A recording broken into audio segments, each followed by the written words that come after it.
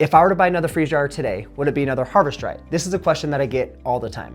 There's all these other companies that are coming up that are doing really cool things with freeze drying.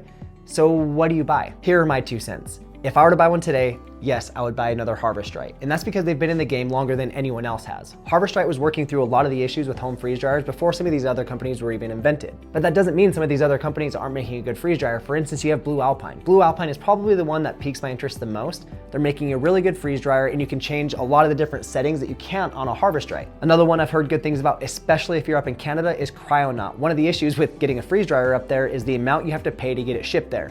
If you go with Cryonaut, you don't have to pay that crazy shipping to get it to you, and I've heard their machine is actually pretty good. And then you have StayFresh. I've heard good about their machine, but I don't really know much about it. But in my mind, this is where I'm at. Harvest Right started this, right? They made the first at-home freeze dryer. They've had the longest time to work through a lot of these issues. Do people still have issues with their Harvest Right? Yeah. Do people still have issues with their Blue Alpine, with their Cryonaut, with their StayFresh? Also, yes. This is still a relatively new technology for at-home use, and Harvest Right's been in the game the longest. They've worked through a lot of these problems that these other companies haven't even seen yet. So for now, if I was gonna buy another one today, yes, I would go with Harvest Right, but Blue Alpine's probably second on my list.